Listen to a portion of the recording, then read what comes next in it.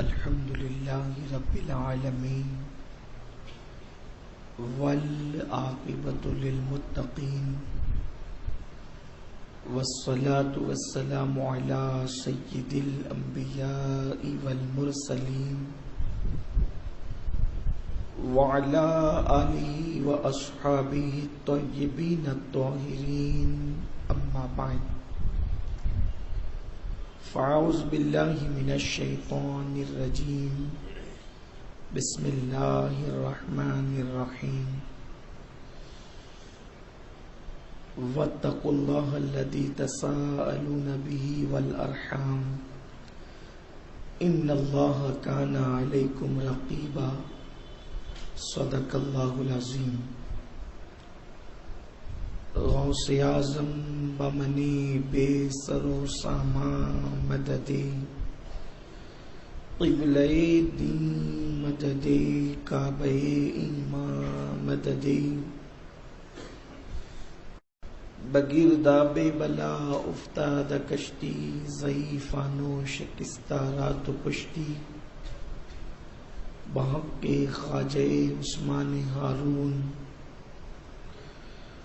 مدد کن یا معین الدین چشتی مدد کن یا معین الدین چشتی مدد کن یا معین الدین چشتی.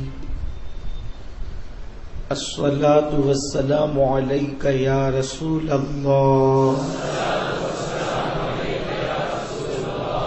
الصلاة والسلام علیک یا نبی اللہ الصلاة والسلام علیک یا حبیب اللہ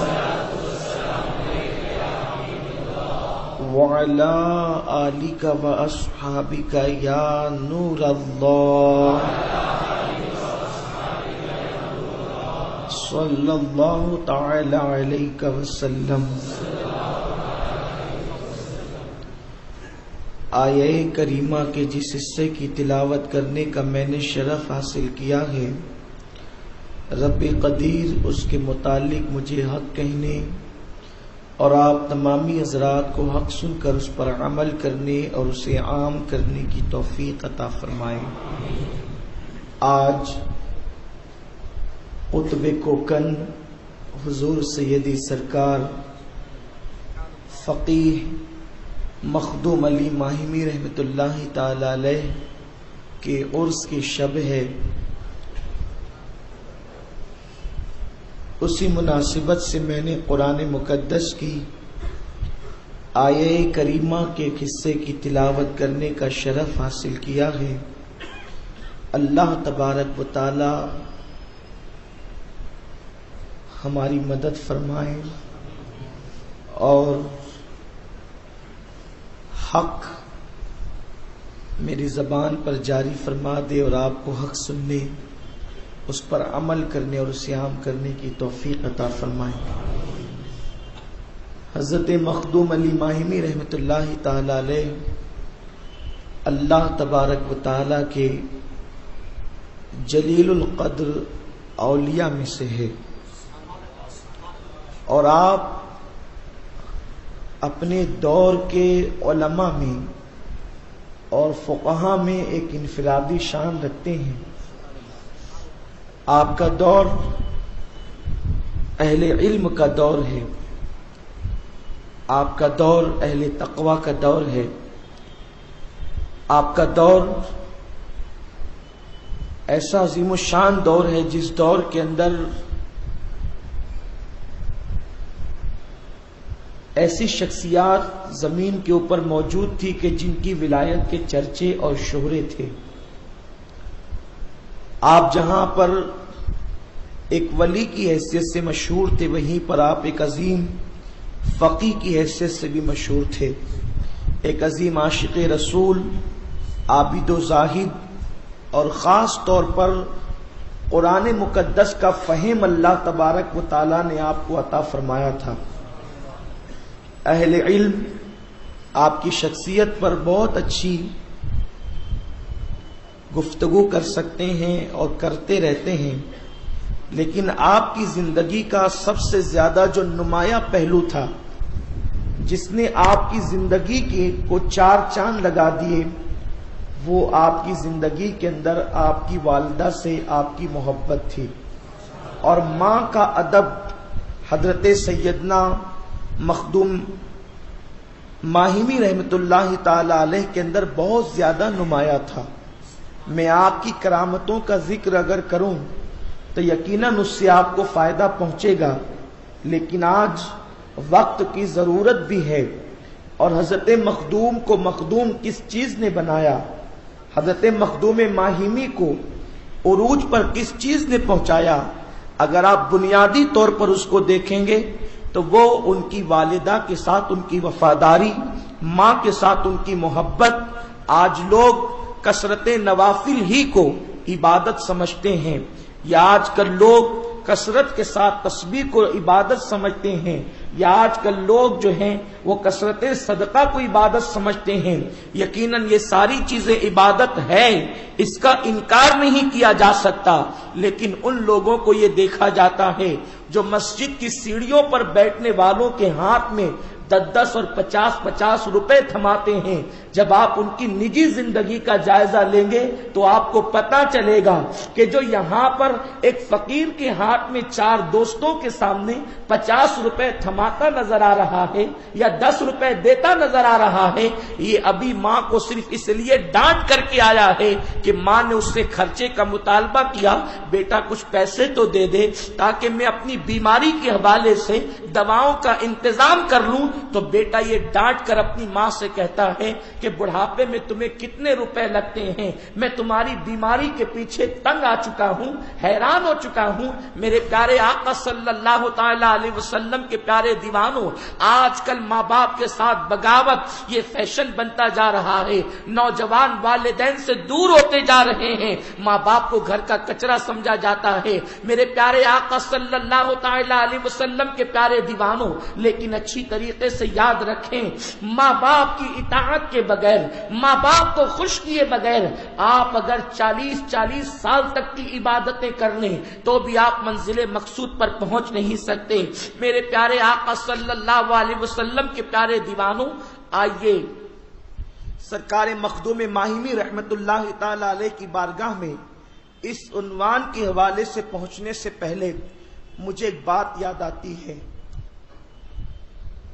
اہل سنت و جماعت کے ایک بہت بڑے بزرگ ہیں جنہیں دنیا سلطان العارفین حضرت سیدنا بایزید بسطامی رحمت اللہ تعالی علیہ کے نام سے جانتی ہے۔ سلطان العارفین حضرت سیدنا بایزید بسطامی علیہ رحمہ کا جو اصل نام ہے وہ تیفور ہے، اور آپ کے نام سے ایک سلسلہ چلتا ہے، سلسلہ تیفوریہ، اور حضرت سیدنا بایزید بسطامی اس ذات کا نام ہے کہ صوفیہ فرماتے ہیں کہ آقا کریم صلی اللہ تعالی علیہ وسلم جب معراج پر تشریف لے گئے تو اللہ کے حبیب صلی اللہ علیہ وسلم نے معراج پر تشریف لے جانے کے بعد عرش پر 2 رنگ کے مرغ کو چہکتے دیکھا، ایک سبز رنگ کا تھا اور ایک سرخ رنگ کا۔ تو آقا کریم صلی اللہ علیہ وسلم نے عرض کی، مولا یہ کس کی ارواحیں چہکتی ہے؟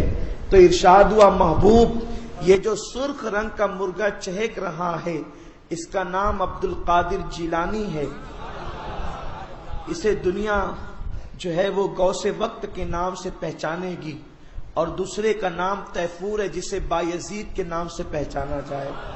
آپ غور فرمائیں، شان کے بزرگ حضرت بایزید بسطامی رحمت اللہ تعالی علیہ، لیکن آپ پیدائشی ولی تھے، اور آپ جانتے ہیں علماء کرام نے لکھا ہے، صوفیہ نے بہت کثرت کے ساتھ ولایت کے حوالے سے بیان کیا ہے کہ ولایت کی کم و بیش 28 منزلیں ہوا کرتی ہے، یعنی ولی ایک کیٹیگری کے نہیں ہوتے، مختلف درجات ولایت کی ہوتے ہیں۔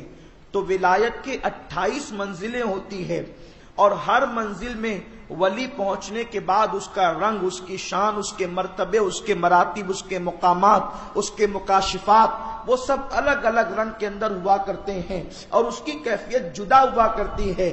تو حضرت بایزید بسطامی رحمت اللہ تعالی علیہ پیدائشی طور پر تو ولی تھے ہی، لیکن آپ کو ایک شوق تھا، آپ کو ایک ذوق تھا کہ اللہ تبارک و تعالی ولایت کی جو منزل ہے جسے مقام حضوری کہتے ہیں، اللہ تبارک و تعالی مجھے وہ مقام عطا کر دے.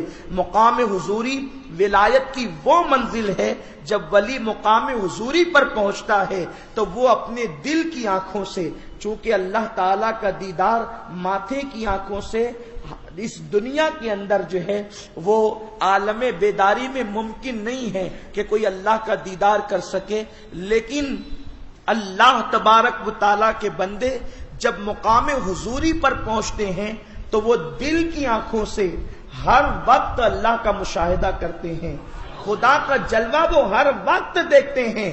اور مصطفیٰ جان رحمت صلی اللہ علیہ وسلم کی بارگاہ میں انہیں حاضری نصیب ہوتی ہے.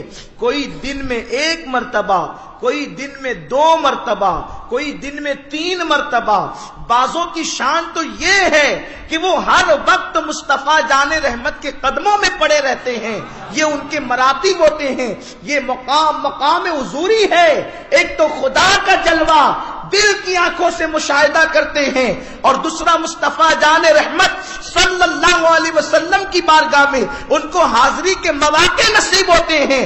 دنیا دیکھ رہی ہوتی ہے کہ وہ گردن جھکا کر کے گھر میں بیٹھے ہیں، لیکن وہ گردن جھکا کر بظاہر تو گھر میں ہوتے ہیں لیکن وہ جلوہ یار کے اندر گم رہا کرتے ہیں. یہ ان کے مقام ہوتے ہیں. حضرت بایزید بسطامی اسی مقام کو پانا چاہتے تھے، اسی مقام پر پہنچنا چاہتے تھے جسے مقام حضوری کہتے ہیں. اسی تڑپ کے اندر رات و دن عبادت کرتے ہیں، اسی کے اندر جو ہے وہ اپنا وقت لگاتے ہیں. ایک دن خیال آتا ہے وہ مقام ملتا کیوں نہیں. ماں کے پاس آتے ہیں، ماں کماتا بھی ہوں، آپ کی خدمت بھی کرتا ہوں، ماں ایک کام کرو، جس مقام کو میں پانا چاہتا ہوں وہ اتنی آسانی سے تو مل نہیں سکتا، اس لیے تم مجھے اجازت دے دو تاکہ میں جنگلوں میں پہنچ کر اللہ کی عبادت کروں. رات و دن کسی کا خیال نہ ہو، سب سے کٹ کر اللہ کا ہو جاؤں. میرے اللہ کو مجھ پہ پیار آئے گا، وہ مقام مجھے مل جائے گا جس کا میں متلاشی ہوں. ماں ہوتی ہے، اپنی اولاد کی خوشی پر اپنی ہر خوشی کو قربان کر دیتی ہے. حضرت بایزید کی امی نے کہا ٹھیک ہے بیٹا، اگر تم کو یوں لگتا ہے کہ تم جنگلوں بیابان میں جا کر کے وہ مرتبہ پالو گے جس کے تم متلاشی ہو تو میں تمہیں اجازت دیتی ہوں، تم چلے جاؤ. حضرت بایزید اپنی ماں کو چھوڑ کر عبادت کے لیے نکل گئے. 40 سال تک کے غار اور جنگلوں میں آپ نے عبادت کی، اور ان 40 سالوں میں صوفیہ فرماتے ہیں حضرت بایزید بسطامی کا حال یہ تھا، خود کی خبر نہیں تھی. روزے اس شان کے رکھتے تھے کہ کبھی پانی سے افطار کیا تو سحری درخت کی پتیوں سے کی، اور کبھی سحری درخت کی پتیوں سے بھی تو پانی پہ افطار، کبھی افطار درخت کی پتیوں سے تو پانی سے سحری، بس پتی اور پانی، پتی اور پانی. یہاں تک کہ ان کی سیرت نگاروں نے لکھا ہے کہ آپ کی گردن ہری ہو گئی تھی، سبزے کا اثر اس قدر آپ کی گردن پر تھا. اور جب آپ کو یہ خوف ہوتا کہ میں جنگل میں بہت دن سے موجود ہوں، یہاں اگر کسی کو خبر ہوگی تو کہیں یہاں نہ پہنچ جائے، آپ جنگل تبدیل کر دیتے تھے. اس غار کے اندر بہت مہینے گزر چکے، اگر لوگ یہاں چلے آئیں گے تب غار تبدیل کر دیتے تھے. اس غار سے اس غار، اس جنگل سے اس جنگل. ایک مرتبہ اسی خوف سے بہت دن ہو گئے اس جنگل کے اندر رہے، کہیں ایسا نہ ہو کہ لوگوں کو پتا چل جائے. آپ جنگل تبدیل کر رہے تھے رات کے وقت، تو چلتے چلتے پتا نہیں کس طرح سے آپ راستہ تبدیل کر دیے، اور آپ جنگل سے جنگل جانے کی بجائے آپ جنگل سے بستی میں آ گئے. جب بستی پر نظر پڑی تو زور دیا دماغ پر کہ میں کس بستی میں آیا، تو خیال آیا کہ بایزید یہ تو بستان ہے، یہ تو تیرا اپنا وطن ہے. جب وطن میں آئے تو ماں کی یاد آ گئی. اللہ کے ذکر نے اتنا موقع نہیں دیا تھا کہ ان 40 سالوں میں کبھی ماں کی یاد بھی آتی، لیکن آج جب بستان اپنے وطن میں آئے تو ماں کی یاد آ گئی. ارے 40 سال ہو گئے میں ماں سے ملا نہیں ہوں، ایک کام کرتے ہیں، جب وطن میں آ ہی گئے ہیں تو چل کر کے ماں سے ملتے ہیں۔ پھر خیال آیا بایزید 40 سال ہو چکے ہیں، تو جوانی سے بڑھاپے میں ڈھلنے لگا، ماں تو پہلے سے بوڑھی تھی، ہو سکتا ہے انتقال ہو گیا ہوگا، چلو جنگل کی راہ لیتے ہیں۔ لیکن پھر خیال آیا چل کر دیکھیں تو صحیح، اگر ماں ہوگی تو ملاقات کر کے دعا لے لیں گے، اور اگر انتقال ہو گیا ہوگا تو قبر پر جا کے فاتحہ پڑھ لیں گے۔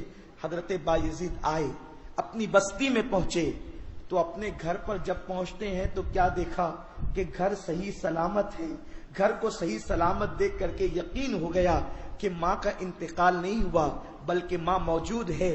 آپ جو ہے سوچتے ہیں چلو ماں کو بیدار کر کے مل لیں اور پھر اپنی راہ لیں۔ پھر دل میں خیال آیا بایزید تو کیسا انسان ہے، 40 سال سے تو ماں کو چھوڑ گیا تھا، اب ماں سو رہی ہے، ہو سکتا ہے عبادت کر کے ابھی سوئی ہوگی، تو ماں کو اٹھاتا کیوں ہے، ماں کو بیدار کیوں کرتا ہے، ماں کی بے ادبی کیوں کرتا ہے۔ حضرت بایزید نے دل میں خیال لایا کہ ماں کو اٹھانا بے ادبی، ماں کی نیند میں خلل پیدا کرنا بے ادبی، تو اپنے گھر کی چوکھٹ پہ بیٹھ گئے، چلو ماں جب بیدار ہوں گی، جب ماں اٹھے گی تو ملاقات کر لیں گے، آپ انتظار کر رہے ہیں جلدی سے صبح ہو جائے تاکہ ملاقات ہو جائے ماں سے ملنا ہو جائے اور جلدی سے میں جنگل کی راہ لے لوں۔ حضرت بایزید بستامی کے دل میں بیٹھے بیٹھے ایک خیال آتا ہے، بایزید 40 سال ہو گئے تو نے ماں کو نہیں دیکھا، ماں نے تجھے نہیں دیکھا، ماں اسی گھر کے اندر رہتی ہے یہ تو تجھے معلوم ہے، لیکن ماں نے اگر دروازہ کھول کر کے یہ پوچھا اے شخص تو کون ہے، میں تجھے نہیں جانتی، اگر ماں نے تجھے پہچاننے سے انکار کر دیا تو کیا ثبوت دے گا کہ تو اسی ماں کا بیٹا ہے۔ لیکن قربان جائیں حضرت بایزید سوچتے ہیں چلو یہ بتا دوں گا، یہ کر دوں گا، خیالات مختلف آ رہے ہیں، انہی خیالات کے اندر رات کٹتی ہے، صبح کا وقت آتا ہے، ماں کے چلنے کی آواز آپ سنتے ہیں اور پانی کے گرنے کی آواز کہ ماں وضو کر رہی ہے، اس طریقے سے پانی کے ٹپکنے کی آواز آتی ہے، آپ خوش ہو جاتے ہیں چلو میری ماں بیدار ہو گئی۔ آپ نے دروازے پر ایک ہاتھ مارا، جیسا کہ آپ 40 سال پہلے جب اپنے گھر آتے تھے تو دروازے پہ دستک دیتے تھے، اسی انداز سے آپ نے دروازے پہ ہاتھ مارا۔ جب حضرت بایزید دروازے پہ ہاتھ مارتے ہیں تو اندر سے ایک رقت انگیز آواز آتی ہے، بایزید میرے بیٹے تو آ گیا، بایزید میرے بیٹے تو آ گیا۔ آپ کے پیروں کے نیچے سے زمین کھسک گئی۔ میں تو یہ سوچ رہا تھا اگر ماں نے پوچھا تو کون ہے میں کیا جواب دوں گا، لیکن میری ماں تو میرا چہرہ تو اپنی جگہ ہے، ابھی تو وہ میرے دستک کی آواز کو بھی فراموش نہیں کی ہے، وہ تو میرے انداز دستک کو بھی جانتی ہے۔ ماں نے دروازہ کھولا، حضرت بایزید کو سامنے دیکھا، اس لیے کہ 40 سال تک کے ماں سے دور رہے اور 40 سالوں کے اندر کیفیت یہ تھی اللہ اللہ اللہ اللہ اللہ اکبر، عالم یہ تھا کہ خود کو گما دیا تھا، نہ بال کٹانے کی فرصت، نہ داڑھی کا خط بنانے کی فرصت، داڑھی بڑھ گئی، بکھر گئی، کپڑے پھٹ گئے، بال بڑے ہو گئے۔ بایزید کا یہ حال تھا۔ ماں نے سامنے بیٹے کو دیکھا، یقین نہیں آ رہا تھا، 40 سال کے بعد آئے تھے کہ میرا بیٹا آ گیا۔ چہرے پر ہاتھ رکھ دیتی بایزید کے اور ان کے ہاتھ چہرے پہ ہاتھ رکھ کے بار بار پوچھتی بایزید تو آ گیا بیٹا، بایزید تو آ گیا بیٹا، بیٹے تو آ گیا، بس ایک ہی سوال کرتے بیٹے تو آ گئے، کہتے ہاں ماں میں آ گیا، ہاں ماں میں آ گیا، ہاں ماں میں آ گیا۔ جب ماں کو یقین ہوا کہ میرا بیٹا آ گیا تو پھر ماں نے کہا بیٹا کیا حال بنا رکھا ہے تو، تیرا حال کیا ہے، بال تو دیکھ، چہرہ تو دیکھ، کپڑے تو دیکھ۔ ماں 40 سال تک عبادت کرتا رہا، اس میں موقع ہی نہیں ملا کہ میں اپنے آپ کو جو ہے وہ سنواروں، اپنے ظاہر پر توجہ دوں، یہ حال ہو گیا۔ اب بیٹا کتنے سال کے بعد تو آیا؟ 40 سال کے بعد۔ ہاں ماں میں 40 سال کے بعد آیا۔ بیٹے تو نے 40 سال تک غاروں میں جنگلوں میں عبادت کی، اللہ نہیں ملا تجھے؟ ہاں ماں نہیں ملا، اللہ وہ مقام جو چاہتا تھا وہ مقام مجھے نہیں ملا، اور عبادت اس شان سے کی ماں کہ میں نے ان 40 سالوں میں اناج کو چھوا تک نہیں، درخت کی پتیاں کھا کے سحری و افطار کی اور پانی کا استعمال کیا، رات و دن عبادت کرتا رہا، کہ 40 سال تک عبادت کی، اللہ نہیں ملا، وہ مقام جو چاہتا تھا وہ مقام نہیں ملا، کما نہیں ملا۔ ماں کی ممتا تڑپ گئی، وہ ہاتھ سے گال پکڑے ہوئے تھی اپنے بیٹے کے، اور جب تڑپی ہے کہ 40 سال تک کے جنگل و بیابان میں میرے بیٹے نے عبادت کی، جس مقام کو پانا چاہتا تھا وہ مقام نہیں ملا، ماں کی تڑپ گئی، آسمان کی طرف چہرہ اٹھا کر کہتی ہے مولا دیکھ تو صحیح، میرے بیٹے نے تیرے لیے 40 سال تک رات و دن ایک کر دیا، اے اللہ یہ میرا بیٹا جو مقام چاہتا ہے تو اس کو وہ مقام عطا کر دے۔ بس یہ 2 جملے کہنے تھے۔ بایزید بستامی کہتے ہیں خدا کے عزت و جلال کی قسم، 40 سال کی رات و دن عبادت نے مجھے جس مقام پر نہیں پہنچایا، ماں کے 2 جملوں نے مجھے وہ منزل عطا کر دی، پردے ہٹ گئے، مقام حضوری مل گئی۔ بایزید ماں کے قدموں پہ گر کے کہتے ہیں میں تو دیوانہ تھی، گاروں میں خدا کو تلاش کر رہا تھا، مجھے کیا پتا خدا تو یہاں موجود۔ حضرت بایزید بستامی فرماتے ہیں پھر صوفیہ نے بہت کثرت سے لکھا اس قول کو، جب وہ منزل ماں کی دعا سے ملی تو بایزید کہتے ہیں اگر ایک لمحہ بھی میں خدا کے جلوے سے محروم ہو جاؤں، یا ایک لمحہ بھی خدا کا جلوہ میری نگاہوں سے اوجھل ہو جائے، اس وقت میں اپنے آپ کو مومن تصور نہ کروں۔ یہ مقام ماں کی دعا سے ملا۔ حضرت مخدوم ماہمی کا یہ وصف بہت خاص ہے، وہ اپنی ماں کے بڑے وفادار تھے۔ بچپنا ہے، بچپنے میں ماں سے کہتے ہیں ماں مجھے عالم بننا ہے۔ حضرت مخدوم ماہمی کہتے مجھے عالم بننا ہے۔ کچھ مائیں تو ایسی ہوتی ہیں کہ جن کو اللہ نے اتنا مضبوط دل دیا ہوتا ہے کہ وہ اولاد کو یوں کہتی ہے کہ بیٹے جا، اب تیری میری ملاقات قیامت میں ہوگی، جیسے غوث پاک کی والدہ۔ میرے غوث نے کہا ماں مجھے علم حاصل کرنا ہے، تو کہا جا بیٹا تیری میری ملاقات اب قیامت میں ہوگی، اس لیے کہ وہ ماں نہیں ہے صرف، لوگ خیر کی تلاش میں، میرے غوث کی ماں ام الخیر ہے، ان کا لقب ہے ام الخیر۔ وہ خیر جہاں خیر کی اصلیت بیان کی جاتی ہے وہ میرے غوث کی والدہ پہ صادق آتی ہے، ام الخیر ہے، اور صرف ام الخیر ہی نہیں، ام الخیر فاطمہ ان کا نام ہے۔ انہوں نے کہا کہ بیٹے جب قیامت میں ملاقات ہوگی، لیکن مخدوم ماہمی کی والدہ کہتی بیٹے میرے اندر اتنی طاقت نہیں ہے کہ میں ایک لمحہ تجھ سے دوری اختیار کروں، اس لیے میں تجھے اجازت نہیں دیتی کہ تجھے نہیں جانا۔ سمرقند، بخارا، شیراز، ان علاقوں میں جائے گا تو میں تیرے بغیر یہاں رہوں گی کیسے ہند میں؟ اور اس زمانے میں حصول علم اتنا آسان نہیں تھا جیسے ہمارے آج گلی گلی مکتب اور مدارس ہیں، اس طریقے سے اتنی آسانیاں نہیں تھی۔ اعلیٰ تعلیم کے حصول کے لیے دور دور کا سفر طے کرنا ہوتا تھا، اور وہ بھی سفر ایسا نہیں کہ پلین سے چلے جائیں، ٹرین سے چلے جائیں، پیدل ہو رہا ہے، گھوڑوں پہ ہو رہا ہے، کھچروں پہ ہو رہا ہے، پھر ریگستان، جنگل کی آندیاں، طوفان۔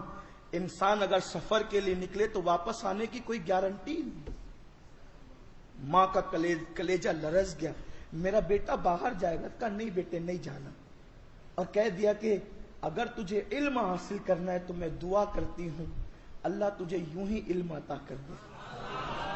حضرت مخدوم ماہمی نے طے کر لیا، جب ماں نے کہہ دیا تو نہیں جانا، 1000 شوق ماں کے قدموں پہ قربان، نہیں جانا تو پھر نہیں جانا۔ ارادہ کیا نہیں جانے کا۔ دوسری صبح کو چونکہ غم تو تھا کہ اب جانا نہیں ہے کہیں، یہی زندگی گزرے گی سمندر کے کنارے، تو آپ فجر کی نماز کے بعد سمندر کے کنارے پر گئے تو ایک خوبصورت نورانی پیشانی والے کو ایک پتھر پر بیٹھے ہوئے دیکھا، ان کے قریب گئے، اس لیے کہ کچھ چہرے ایسے ہوتے ہیں جہاں بڑی کشش ہوتی ہے، آدمی نہ چاہ کر بھی وہاں کھینچا کھینچا چلا جاتا ہے۔ تو مخدوم ماہمی نے بھی کچھ ایسا ہی چہرہ اس صبح کو سمندر کے کنارے دیکھا تھا، بلکہ یوں محسوس ہوتا تھا جیسے اس دن मुंबई की सरजमीन पर एक नहीं 2 सूरज तुलू हो रहे हों, एक तो समंदर के उस किनारे से और एक तो समंदर के इस किनारे से। वो सूरज तो तपिश और हरारतों से लोगों को गरमाने के लिए आया था और ये सूरज इल्म के मोती बिखेरने के लिए आया था। जब हजरते मखदूम माहिमी ने मालूम करना चाहा जिसका चेहरा सूरज की किरणों की तरह चमकता है, जरा मालूम तो करे कि वो है कौन। जब पूछा कि आप कौन है, तो आने वाले बुजुर्ग ने बताया, दुनिया मुझे अबुल अब्बास की कुन्नियत के नाम से जानती है और आम तौर पर मुझे खिज्र कहते हैं। खिज्र ये कोई नाम नहीं है, ये हजरत खिज्र का मौजज़ा है कि आप जमीन के जिस खित्ते पे कदम रख देते हैं, आपके तलवों के नीचे अल्लाह सब्जा पैदा कर देता है, इसलिए उनको खिज्र कहते हैं और उनका नाम अबुल अब्बास है। हजरत खिज्र के मुतालिक आया है कि अगर कोई उनकी कुन्नियत को और उनके नाम को याद रखे तो अल्लाह उसका खात्मा ईमान पर फरमाएगा। मुझे हैरत की बात है, लोग कहते हैं नबी के चाहने से क्या होता है और नबी के नाम से क्या होता है।